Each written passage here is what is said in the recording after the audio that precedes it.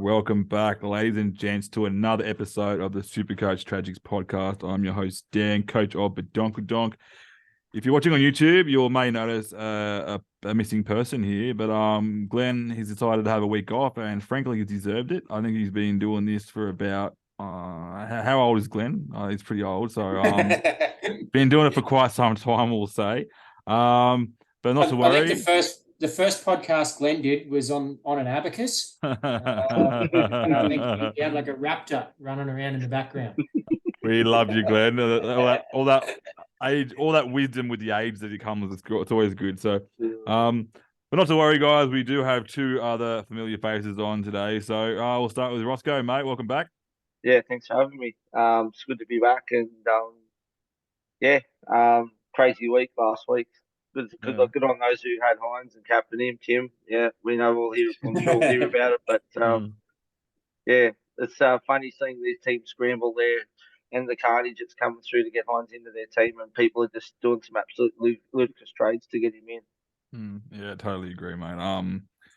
I think I was looking pretty good until that last game, so I think you were the same. I think so, and I think Timio, I think you were looking pretty bad to the last game. So.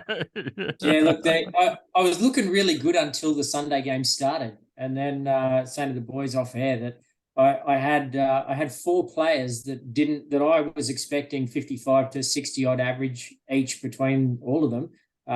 Didn't score 100 points in total across all four of them. So I went from being about 50 points in front of par to being about 150 points below par. And then, so my plan all along was to bring Nico in and throw the armband on him. I mentioned it on a couple of the pods last week. And yeah, hey, look, it came off. So bring on this weekend against the Warriors. Let's go again, round 2. Yeah, I think I'm not gonna miss that boat this time. I definitely had a bit of FOMO last week, so I'm not happy about that. So I'm gonna fix that problem this week. So I was pulling my hair out what I had left of it every time he touched the ball. I turned it off, mate. I couldn't. All I could see is every 5 minutes my chat groups are going off. Ting, ting, ting, ting. I'm like, oh, he's done it again. I didn't even read him. I was like, he's done it again. So, well, not going to lie, I was spending some time with the wife on the couch watching a new Netflix show that we've been watching, and so I couldn't watch it. I needed some brownie points. I'm going away yacht racing over Easter, so I'm in brownie point zone. That's for sure. Trying to get some back. But sitting there on the couch watching, and the phone just kept lighting up. And I kept going back to the app, but I'm just looking, and I'm like, oh, he's on 20 points after 5 minutes. And then, oh, shit, he's on 50 points after about 20 minutes. So I'm just watching it tick over. It's like being at the petrol station, just watching the Bowser turn over. It was great.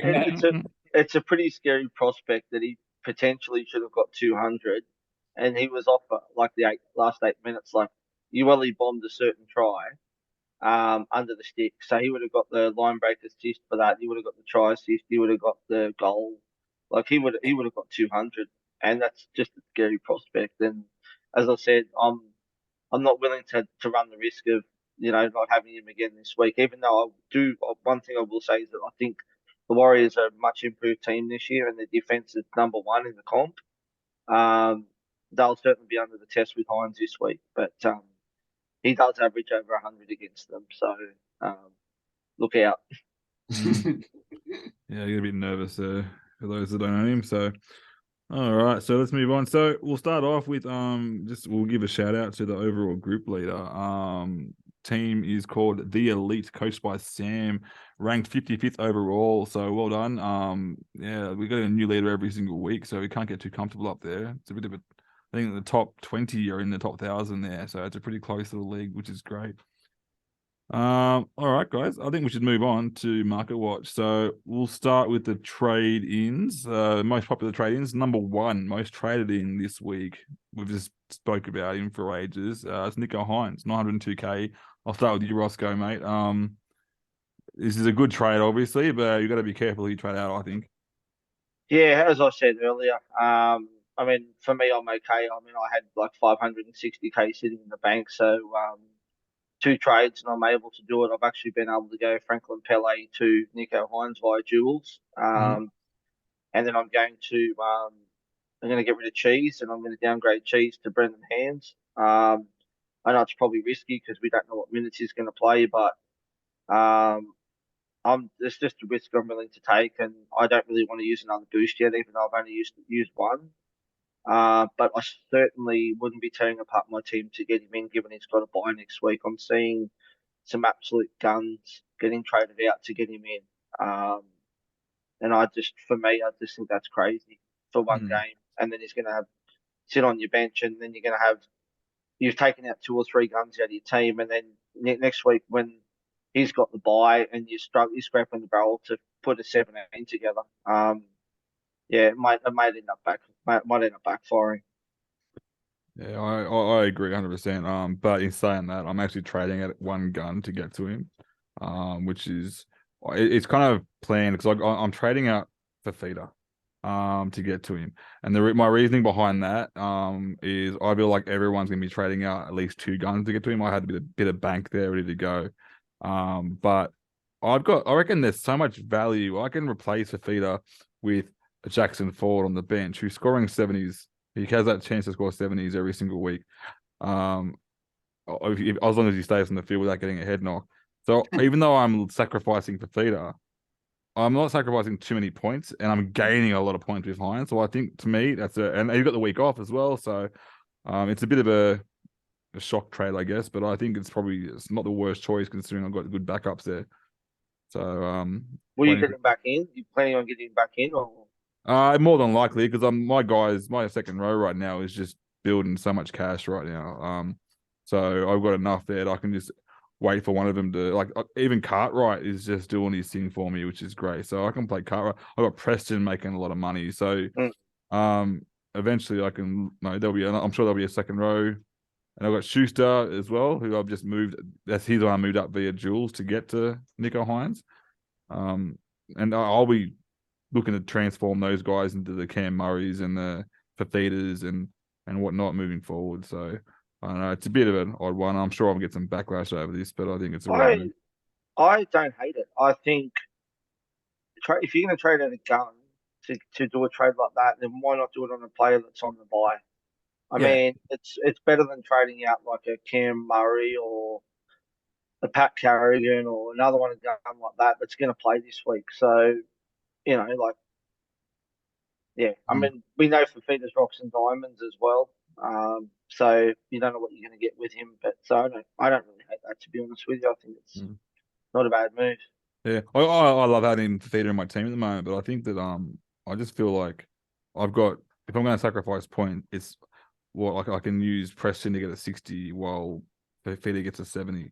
So I'm really sacrificing 10 points because I wouldn't be playing Preston, for example, to get. So to me, I think it's a smart move, but I like to overanalyze things and overthink it. And I was hoping one of you guys would talk me out of it, but I think you helped me. You convinced me to do it. Sorry, I'm not talking you out of it. I don't know if Tim's going to.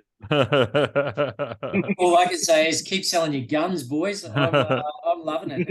And every player in the comp that has to sell 2 guns to get Nicho in now, I rub my hands together. So, well, I was going to say quietly before you continue, how did you get Hynes in last week, mate? I feel like there's going to be a try. I dropped Dewey, and so that worked a treat. It's cool. Yeah, I dropped Dewey to get Munster. I've been really lucky. I've planned things really well right from the start, and I've always had cash in the bank. Yeah. So I've like even after bringing in Hynes last week, I still had 350K in the bank for trades this week.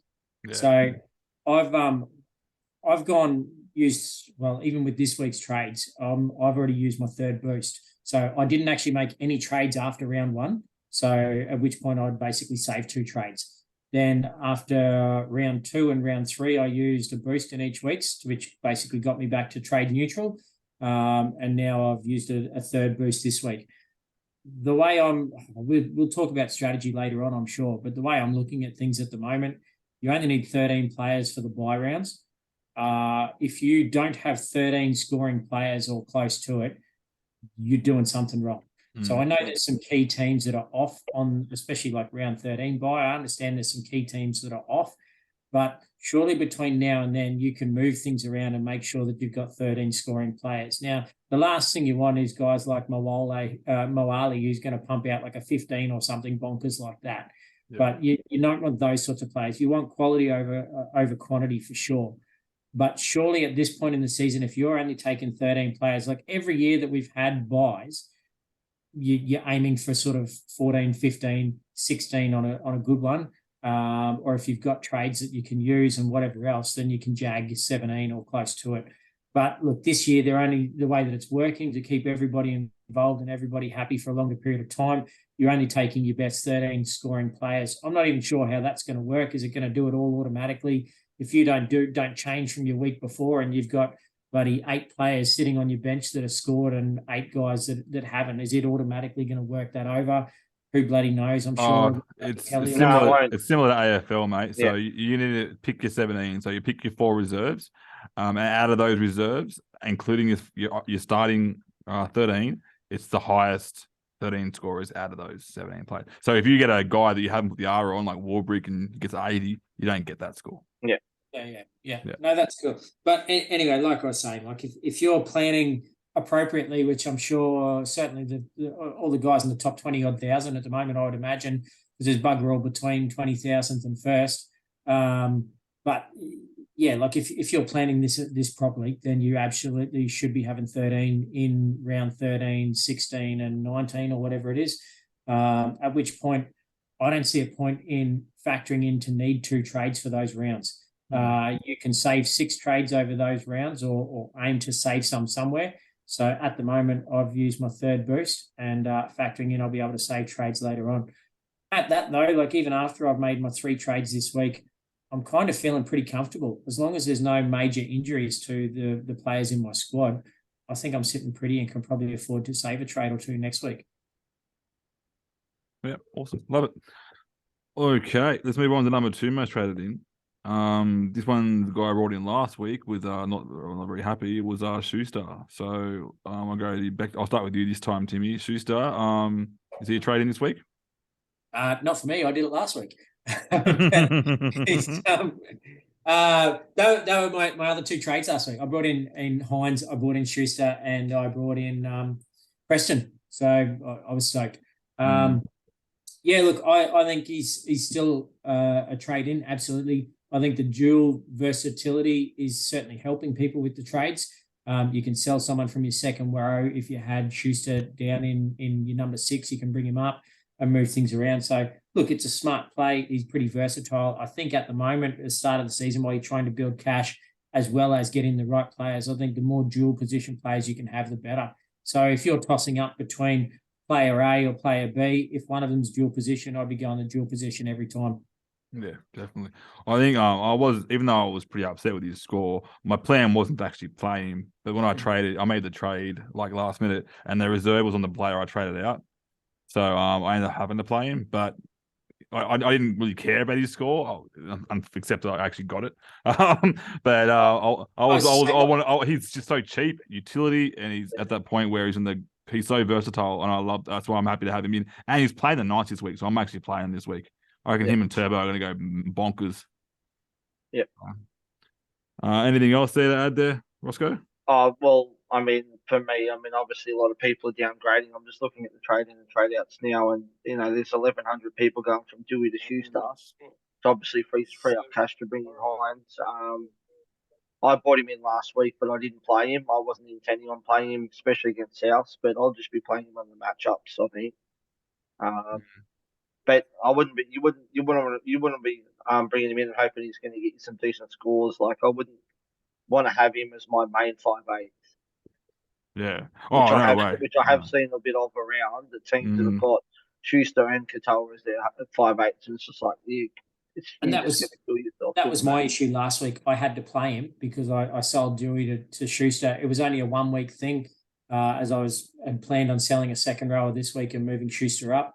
But it was just the way that things worked. I had to bring Schuster in for Dewey and moved Katoa down from halfback so I could bring Hines in. So unfortunately, I copped his points last week, which was one of the ones that were in didn't score 100 in 4 players. But yeah, take the good, the bad, and the ugly. Yeah. Alrighty. This guy here, I've started with him and he really impressed last week. And that was Jackson Ford there, 324k. He's number 3 most rated in, I think, and he had the week off, so this is his week to go up in price, isn't it? Or has he already gone up? I think he has. He's already gone up, but this Yeah. is the week because his score of 2 or whatever he's got when he had the HIA will be out of his rolling average Yeah. now as well, which means that he'll go. I haven't checked what his break even is, but I'm pretty sure he'll go up a fair chunk again this week. Yeah. Yeah, I think that average with the 2 that he got was pretty scary, but I think without that he's looking so good. He reminds me of what Aiken did last year. Very, very active. Playing the 80, which is what the coach is saying he wants to do with him, and he didn't even seem to run out of steam. Very happy with that. So He updated nicely too because I was a bit concerned. He finished on about 55, but he updated to 72, which was yeah. obviously very handy. But yeah, look, I can probably see a few people going the downgrade of Cam Murray or Potter or something down to him, bank some cash up. So it's a good Yeah. idea. A lot of people are on the list of trade outs. I can see just looking over the page here, a lot of big guns getting traded out just to bring that money in. So you can see something happen. So yeah, Timmy rubbing his hands together. I can see what's going to happen. He's going to end up redoing his calf or something. There's too much weight on him. He's getting don't say it. Don't say it. Don't say it. He'll be most captain player this week by a country more. By donks more. Mate, how good does your predicted score look when he's when you're captain him and he's like 147 projections? Looks great.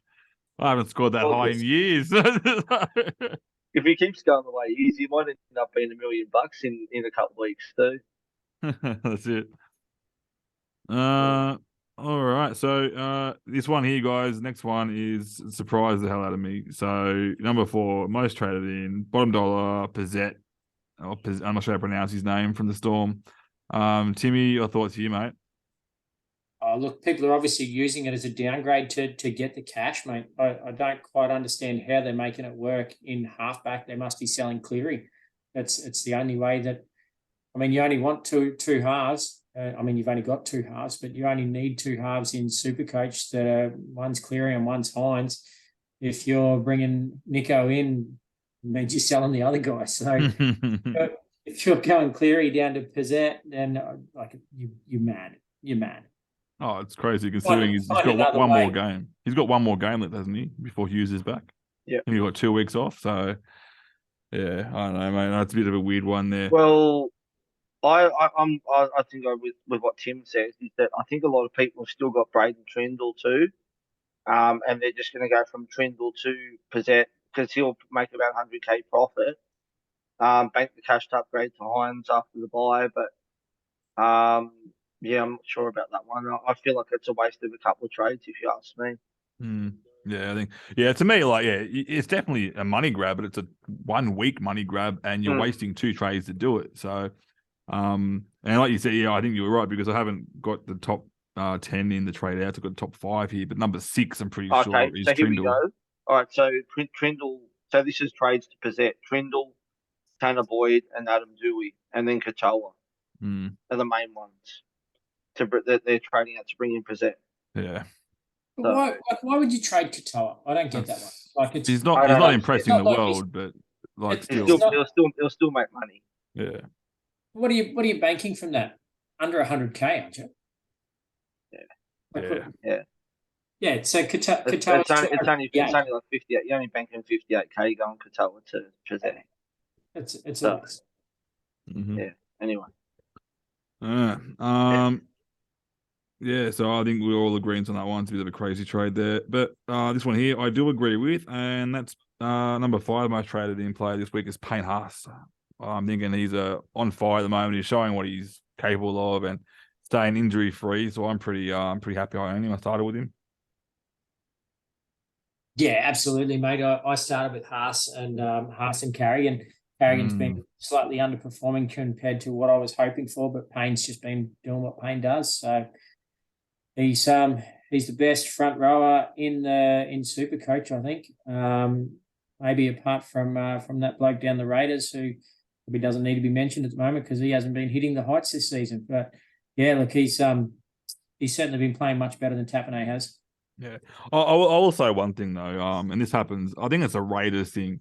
There's like you got two. I'll name two guns from that team that are both very similar, and they all and you'll compare them straight away. Is Josh Papali, who everyone knows how good he was at the end of every single season, but he always started weak. I think it's a Raiders thing they do. Mm. They ease him in. And I know that the minutes don't change too much per se, but I still think that the game plan might change too much. They might get their free. They might need to earn their freedom to offload all this stuff. So I think it's just the game plan that the Raiders have had for years to ease their forwards in. So I think Tarpany will be that guy you have to pair with Haas later on, but he will start showing his form. So Yeah, I'm looking at potentially going from Welsh to Tarpany at some stage as well. Because I don't think Welsh is going to be a keeper till the end.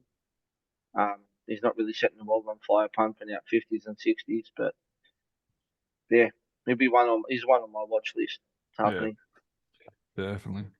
All right, number 6 most traded in. I'm having a look at this guy at the moment, and a guy that I'm actually eyeing off this week. Probably a week too late, but Reece Walsh looking pretty good there, Roscoe.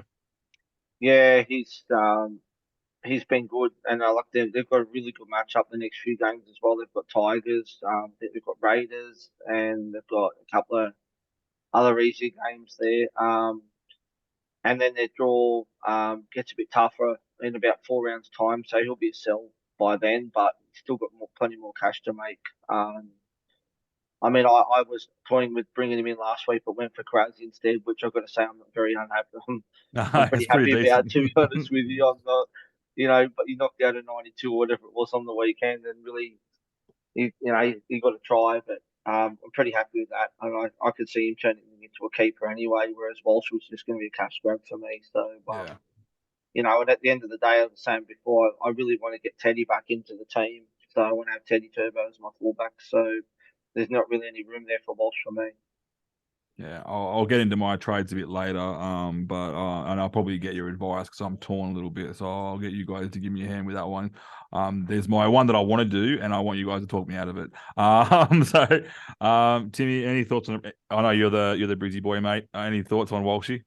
Yeah, look, I'm all for it. I'm doing that trade myself this week. I'm actually going Latrell down to Welsh. Unfortunately, it was something that I toyed with last week and would have made a lot of other trades probably easier. But I really thought Latrell was going to lift for last week's game against Manly. I thought it was going to be a bit of a fullback shootout, and having Latrell and Turbo was really hoping for something big out of that. I think my bold prediction was between Cleary, Turbo, and did I have Hines or did I have No, it was Trill, Trell Cleary, and Turbo? Yeah, Turbo. it said That they'll make 250 points between them, and I mean Nico nearly did it on his own. So, but yeah, unfortunately, I've basically lost in the grand scheme of things. Wasted 200K by not making the trail down to Walsh trade last week. Walsh went up 100, Latrell went down 100, so there's a couple $100 grand there that it would have been nice to have and play with. But anyway, the guys that I bought in last week, as well as Nico, obviously Nico made the points, but the other two guys were made plenty of cash. So you take the good with the bad. Yep, true. Number 7 on the list, and I'm going to start with this one because it's a Panthers one. Zach Hoskins. Honestly, on potential, I think he deserves that spot over Garner. Where I don't think they're going to do it though. I think as soon as Martin's healthy, he's back to the 18th man. What are your thoughts there, Roscoe? Yeah, I discussed this earlier on our TLT pod. I did, and I feel like this is a crazy trade. Just not knowing he's going to get that spot. I'm in agreement with you. I think Hoskins is a better player, but I think that I think unfortunately Hoskins will be the one that'll miss out once Martin comes back in next week. But yeah, so it's very risky. It's very risky, and to not make much cash either. If you've got to trade him out next week because he's not playing, it's very risky.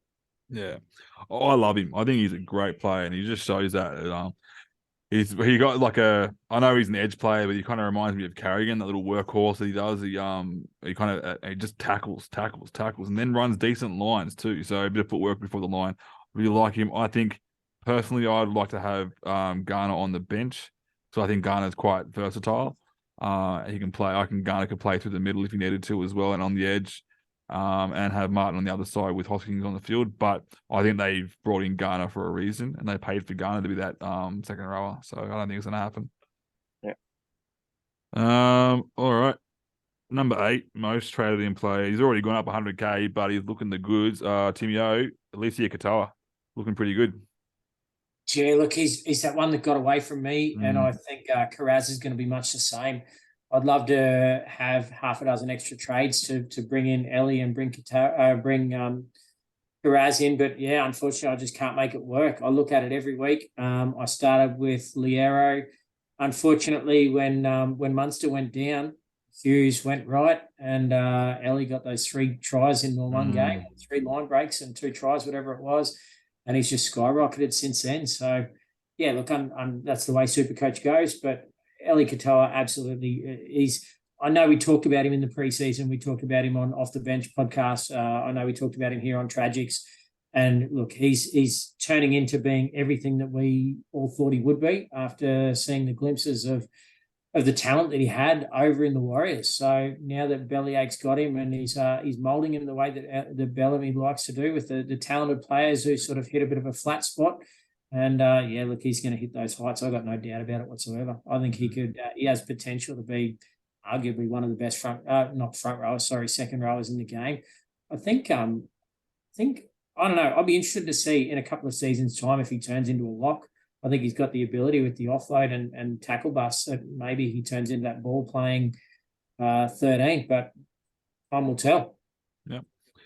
Honestly, I think there was 3 players, like the same as last year. We had the 2 Cowboys to pick from. I think there was 3 players to pick from, not from the Storm, but from that second row position that were a similar price, and it was Liero, Katoa, and for me, I went the wrong one. I went Tuolangi from Manly. So I thought there was a bit of upside with Tuolangi, but I was completely wrong there. But and I went the wrong one. But I think a lot of the guys that got the right one, are you one of them, Roscoe? Yeah, I was impressed with what I saw from him in the trial games. Yeah. I nearly didn't start him, but I ended up going him, and I passed on Liero and I passed on Tuolangi, purely because Tuolangi, I've seen him play 80 minutes for the Tigers, and yes, it is the Tigers, but even then when he was playing 80 minutes on an edge, he really wasn't doing much. So he's been okay for me this year, don't get me wrong, but I'm super stoked when I started Katoa because he's just been absolutely unbelievable.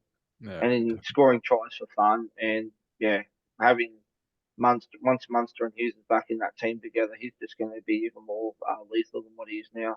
Yeah.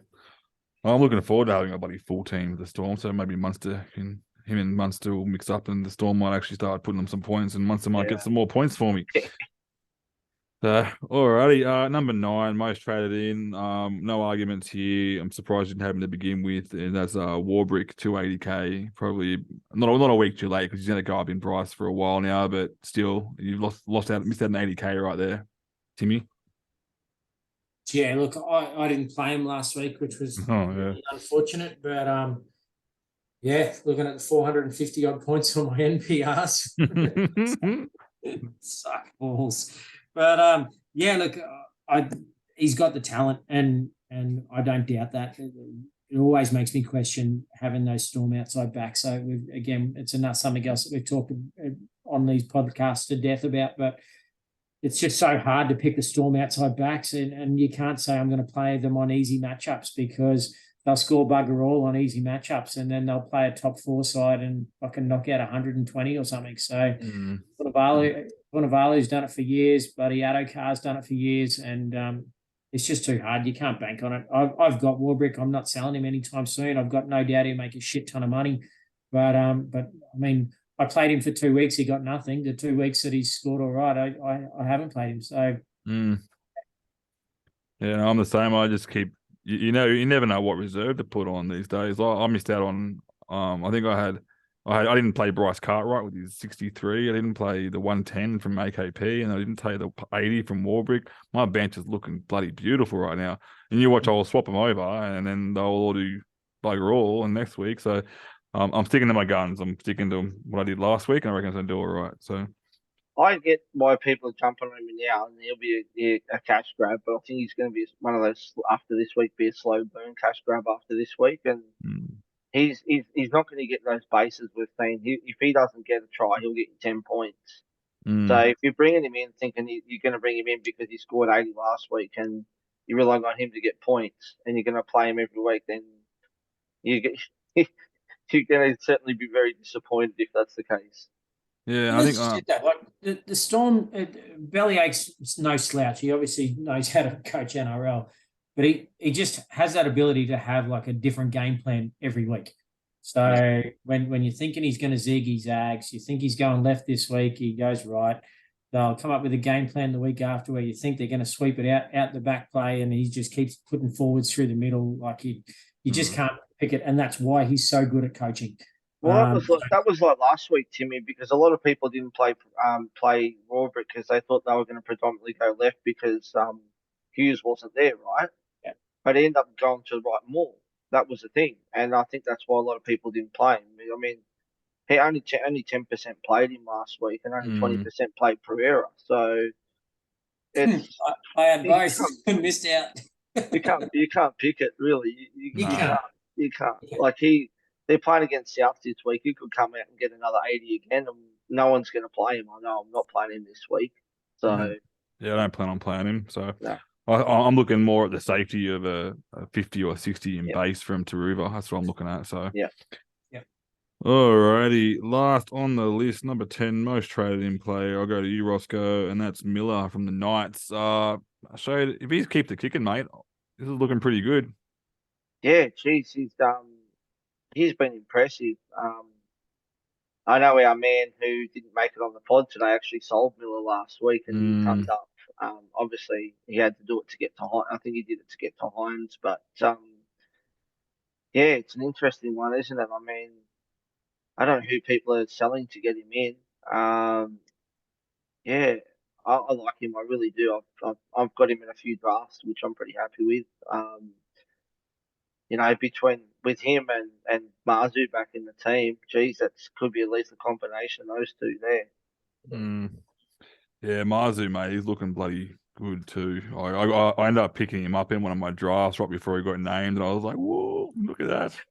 I picked him up in 4 drafts, and I forgot to put him on the field in one of them, and he got 122 points. But him and Gagai saved me in the 1% draft because I had both of them, and they combined for like 230 points. I was dead and buried against Jakey from experience, and those two came on and got that, and I got home. So I'll say I did the same thing. I put him on the bench, but that was deliberate because I had one player not playing. So I thought, cool, I'll copy his AE, and then guess what happened? I got Frizzell on the bench to come in on the last minute. Luckily, it wasn't too bad. He still gets a good score. But yeah, I was like, oh no, that's no good. So, but yeah, not much I can do about that. Yeah. Timmy, thoughts on Miller, mate? How's he looking in your head?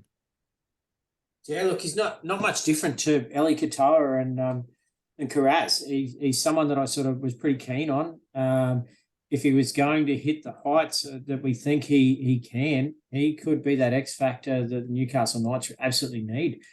He's especially while Kalen's out, he's mate, he could be he could just be their strike weapon. So I've got no doubt he's going to keep scoring points. I don't think he's going to be as good as Teddy or Turbo or any of those guys, but I think he's probably the next step down. Yeah, especially if he's kicking goals, mate. That's I don't know. We'll see how long Ponga's out for, but I'm hearing some news that it's doing pretty well. So he might be back soon, but I'm guaranteeing you they're not going to rush him back after what happened. So, well, he only left on bloody like Thursday or Friday or something. So I can imagine if he's going over to do a whole heap of brain testing and stuff, that's not something you're going to do over a weekend. So surely he's out for 3 or 4 weeks. Oh, of course, yeah. But like, when you go to America, you assume he's gone for about 6 to 8 weeks, probably. But I think they're saying that potentially 3 to 4 weeks there, which might be. I'm only hearing this from fans that actually have different. Yeah, so it's all hearsay, really. Alrighty. So let's move on to the trade outs, which is your top 5. So number 1, most traded out. If I had him, I guess if it was the only way to get to Hines, I'd probably trade him. But that's Murray. Thoughts there, Roscoe? Yeah, I think most people are probably going Cam Murray down to Schuster is probably my guess. I actually thought that last week would have been the week to get rid of Murray because I think he dropped about 80K last week. And at the price he's at now, unless you're looking at him as to get him out as a downgrade to get to Hines, then I'll probably be hanging on to him otherwise. Yeah. Well, he's lost 46K last week, but 82K total. So over the last 2 weeks, he's lost quite a bit of cash there. So but in saying that, I know he's got Melbourne this week. He's playing Melbourne at home. He tends to kind of turn up for those games. But you've got Melbourne at home. Then he's got the Bulldogs and then the Dolphins. So it's 2 pretty games where I would be scared not to own him. In saying that, his scores aren't like superhuman scores like a Hines. So if you do miss out on it, it's not going to kill you. But, yeah. Any other thoughts there, Timmy? No, look, the sad part with Murray, he's so Mr. Reliable, but he's sad as it is, he's not even the best forward pack in best forward in the South's team at the moment. You got Big Koala, the Keon Kalamatangi. He's just killing it. Yeah, one thing I want to say is I also have a quick look here at one thing on what you just mentioned there. He is killer. Yeah, he is. He's playing 80 minutes in the middle. 80 minutes. He's playing through the middle. I know he's not overly highly owned, but he should be a lot higher than what he is. If he's playing that beast mode in the middle, like he's doing what he was doing on the edges, but getting more base now. That's kind of, he's getting overlooked dramatically. I guess we mentioned earlier that there's a lot of depth and a lot of value in the second row position, but I wonder if they're looking at maybe giving him dual status moving forward too, seeing that he's playing for the middle. It will be interesting because that'll be an argument that a lot of super coaches are going to have with Sangster and the Daily Telly guys. That look, if that's where he's playing, then absolutely. It's always hard because he's not named there. He's named in 12. 11. He's named 11. So that's always the hard part. It'd be different if he gets named as an 8 or a 10. But yeah, I mean, it's a bit like the lock forward. You might have a number 13 on your back, but chances are you're playing a bit of.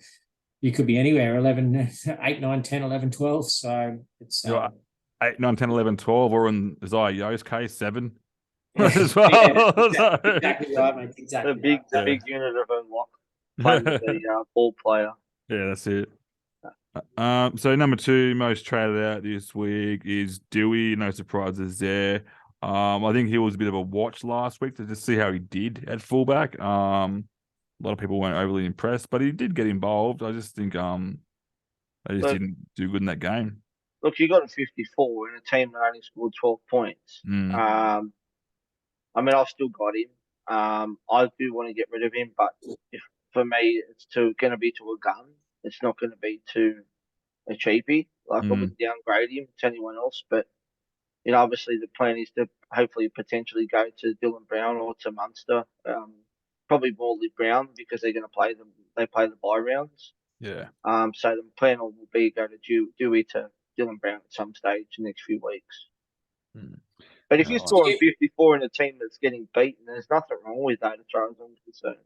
Yeah, he's still in there as part of the attacking flair. All they need to do is get one easy matchup, and he's going to show you what he can do. He already has this year. So, what's his break even now? Dewey's.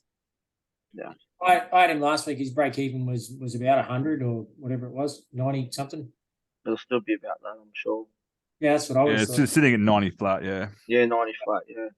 Yeah. So they've got him projected to score 89. I don't think that's going to happen, but anyway. Against the Broncos, I think you got to look at the history, and then you got to look at who the Broncos are now. They're not the same as they were last year. So, not counting chickens just yet, but it's looking good for September. Hey, but listen, just remember one thing. I'll say this to I said to the other AFL supporters is that premierships aren't won in March. Mate, it's just nice to win a few games. So, I think, so Dewey's last two scores against the Broncos are 122 and 154. yeah, there you go. They did turn up last year. They knocked us off at Suncorp last year. So Yeah. look, it was a game that we'd penciled in to take the 2 points and take it quite easily, and they did a number on us. So yeah, fingers crossed. I'll actually be at the game on Saturday night or Friday night, whenever the hell it is. So it's yeah, I'm hoping history doesn't repeat. That's for sure. Well, I'm hoping as a Tigers fan we can get our first win. Yeah, fuck off. All good. Number 3 most traded out this week.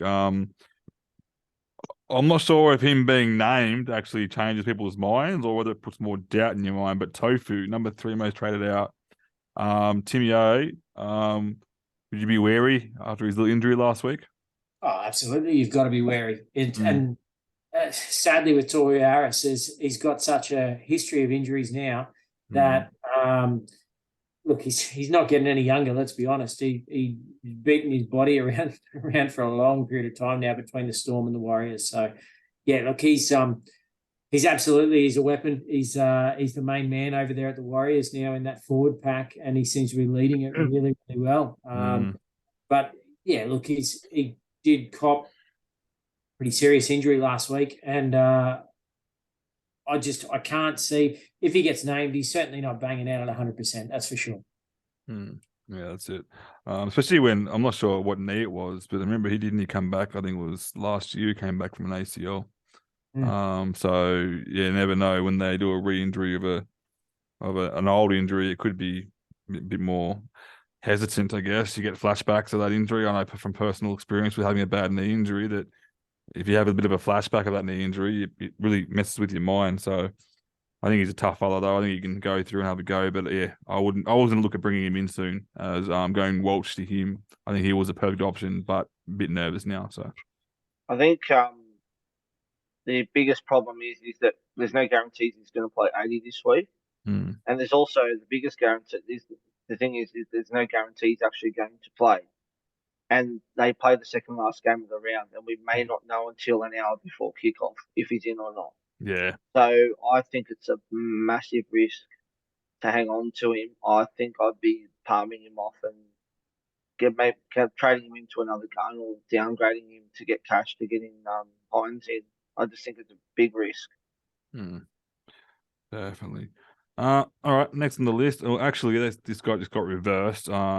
Just looking at the trades now, it's updated. So, Sam Walker is actually number 3 and Tofu is number 4, but Sam Walker, number 3 most traded out.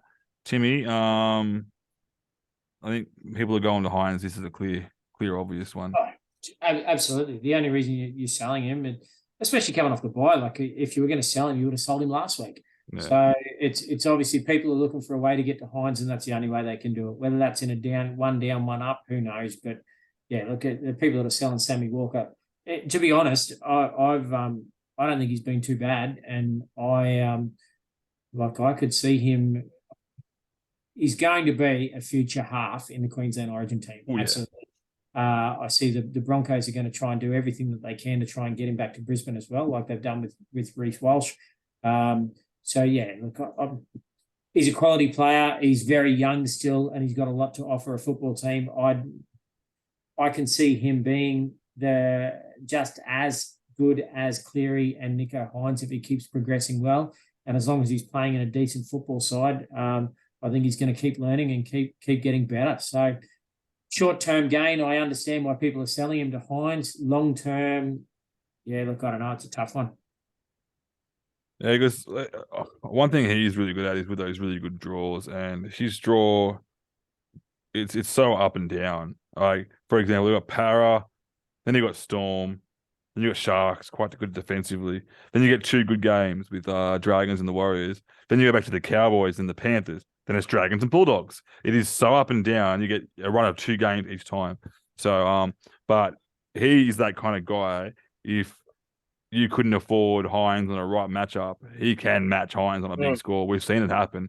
He can have that no tries, just all 150 points in try assist. Like or And goal playing. kicking too. Yeah, exactly. And, So- and I totally get it. But like Nico just banged out 180, and I understand that.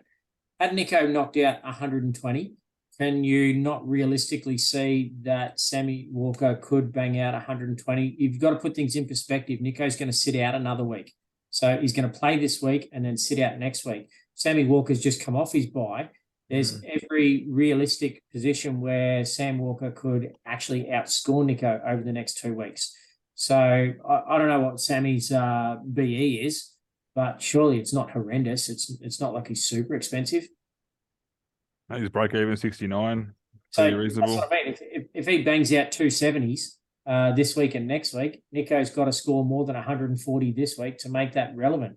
Nico's price isn't going to change this week, so there's a world where you could keep Sammy Walker for 2 weeks. Hopefully, he makes a couple of bucks and then bridge the gap even easier, or make the gap even easier to bridge to get to Hines in 2 weeks' time after Nico comes off the bye. Yeah, I'm going to use a little euphemism. This is going to be like the spoiled little kid that's waiting for his dinner. He doesn't want to miss out on that Warriors game. He wants his dinner now, okay? So, And it really is hard. Like, obviously, in my position, I went in last week for that sole reason that he had 2 games. It would be a really tough decision being like 100 points out of the top 1,000 where I am at the moment in saying that I'm not going to trade in Nico this week. Like it would be a tough call, but yeah, look, like I said, in every world, there's every chance that Sammy Walker could possibly outscore Nico over the next 2 weeks. Totally agree. All right. Last on the list, top 5 trade outs. I'm not going to talk on this one because this is a no-brainer. It's Tanner Boyd. He's not going to lose a lot of money. I got him in my team. I'm not trading him out because I don't need to. He's not really losing any money. He's at a break even of 17. But if he's your way with Jules to get to Hines, then that's a no-brainer. It's so easy to do. So I won't talk too much on that. So, all right. So let's talk strategy this week, guys. So VC captain, I think it's a tough week. I'll start with you, Timmy, mate. What are you looking at? Yeah, look, I'm going Tommy Turbo for the VC and then straight into Nico for captain. On the off chance that Tommy does go ballistic and bang out 130, 140, which is another thing we'll talk about in a second. But if Tommy does go out, then I've actually got shit, a brick code will come back to me. I've got room to then move someone around I've got Cam Pereira, I've got David Fafita, who I can obviously sub in to use the loop. So I'd probably take out like Alamotti and play Khan Pereira in my center wing and make him my captain for the week if Turbo goes huge. Yeah, like it. But let's go. on that though, like that's a tough call. Like if you're looking at a VC loop, and obviously it's much easier now that we do have teams on buys. But after Nico just banged out 180 and his second top score of all time is against the Warriors, what sort of magic number are you looking at for Tommy Turbo to go? Like, do you go, righto, Tommy now, after Nico just banged out 180, does Tommy have to get 150, 160 this week to consider looping when normally you'd be looking at 120, 130 plus? Honestly, if I see 130 in there, I'd take it just because I think, and Ross touched on it earlier, that it's not the same Warriors. They're defensively, they're looking a lot better. I think, yeah, I'm liking the Warriors at the moment with defensive wise. So in saying that, they can leak points, but I'd take 130, I reckon. Thoughts? Yeah, I was probably thinking about 150, but for me, it seems these days it's points in the bank. I mean, you've seen what the gun captains have done so far this year. We saw Grant get like a 48 last week. Saw Turbo get a 58. Both were like over 50% captained.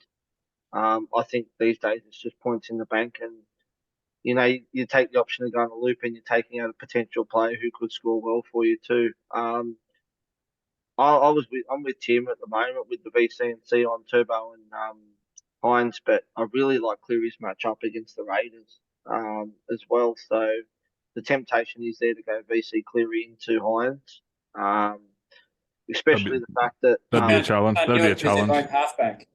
Oh shit! Whoops. Let's not worry about that. Let's throw that one out the window. Rookie error for someone who's been playing for 10 years. Yeah, they play Now the same listen, position. listen. If I'm playing, I play Dream Team as well, or whatever it is, and you can actually captain two people in one position. So, Righto. no, so it'll have to be that then if that's the case. Completely forgot about that, but yeah, I mean, Turbo's game isn't at 4 points either. It's actually at Mudgee, I think, or somewhere. Mm, So yeah. yeah, Well, I'm going to talk about my vice captain and captain, but this is where I'm going to get your advice, guys. So I'm getting rid of Trell this week because I think he's going to lose quite a bit of cash. I think Walsh is a smart choice, but I'm thinking about going the non-smart choice and bringing in Ruben Garrick. And then that way I can use Hammer as a way to get to Teddy or whoever I want to get to next later on. If I do this, I'll be VCing Garrick. I can see 3 tries from him against Marzu. Marzu, great attacker, not the best defender. yeah, I don't mind that, to be honest with you. I mean, look at last week; he didn't do much at all and got about 70 odd. Yep. Against South. So if that combo gets going, DC Turbo and Garrick this week, I could easily see him getting over 100 easy. So he's definitely got that upside, that's for sure. Yeah, and obviously my captain's sitting on Hines, bringing him in as well. So, but yeah, that's my thoughts there. I think so. It's a bit tricky, but I think it's a crazy move to go a winger over a fullback. But I think it could be a good move with the draw they've got. It's pretty good. So.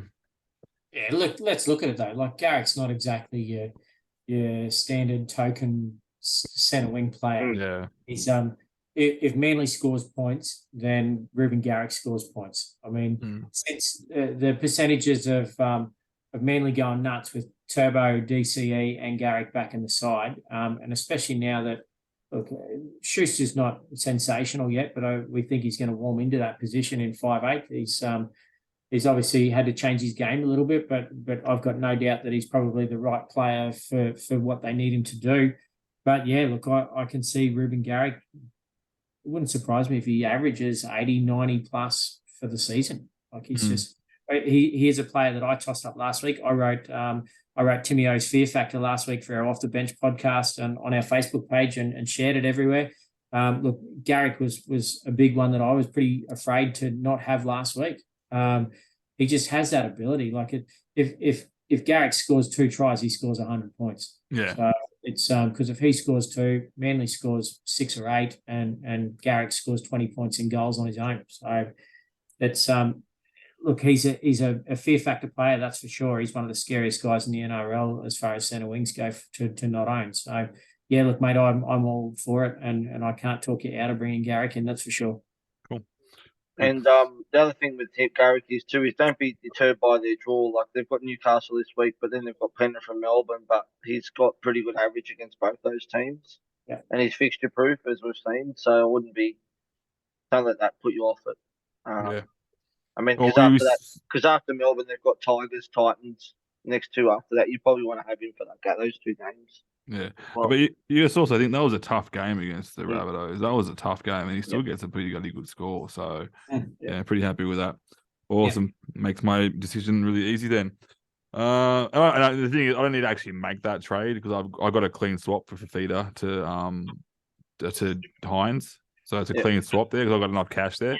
So I didn't need to make that change. That's a luxury trade, but I'm going for big points this week. I've decided so. And instead of I'm going big points to avoid losing cash. I'm not going to make money, but I'm going to make some points, which is good. And that's just as important at the moment, Dan. And people still sort of fixated with the whole concept of making as much cash as they can. But I think if you're trying to get the right guns now at this pre-Origin section of the season, then I'm all for it.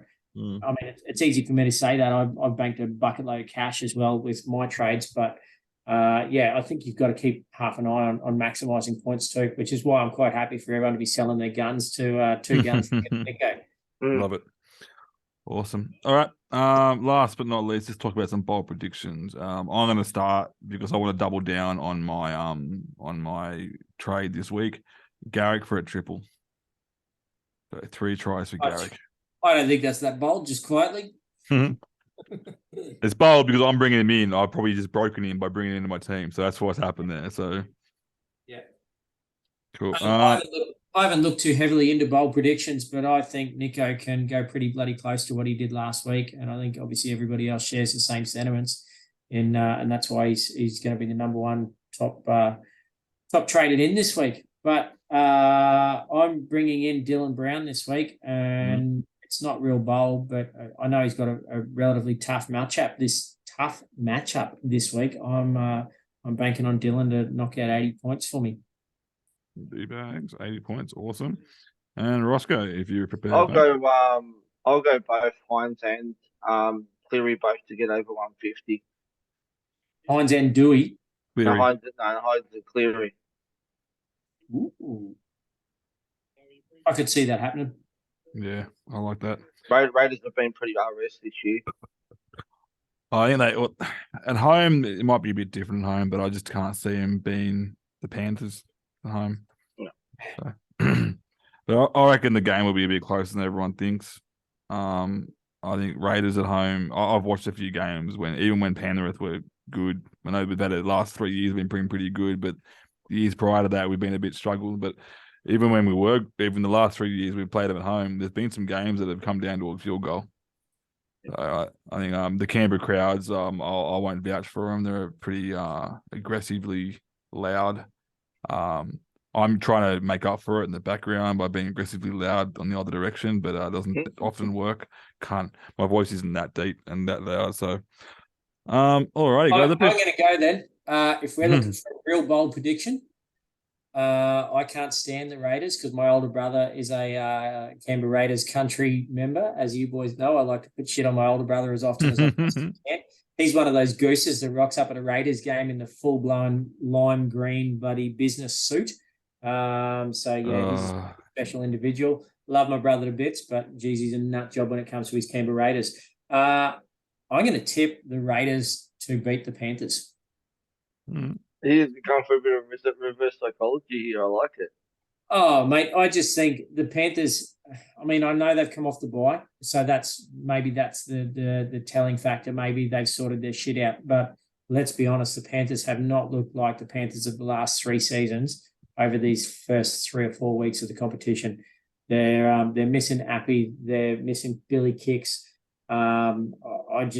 Something's not quite right there. Everybody's already writing Jerome Luai out of Origin selection. So yeah, look, it's I don't know if there's just something there. It would not surprise me. The Raiders at home maybe knocking the Panthers off. Like it. I like it because I'm not going to that game now that you said that because I think it'll happen and I don't want to be there. The crowd aren't just sore losers; they're terrible winners too, just quietly. So, all right. That wraps everything up, guys. So, thanks again, guys, for taking a break from Off the Bench podcast to give us a hand. Had a bit of an off the bench takeover tonight, so which is good. So thanks heaps, guys. Jump on and we'll tune in next week. Peace out. Cheers.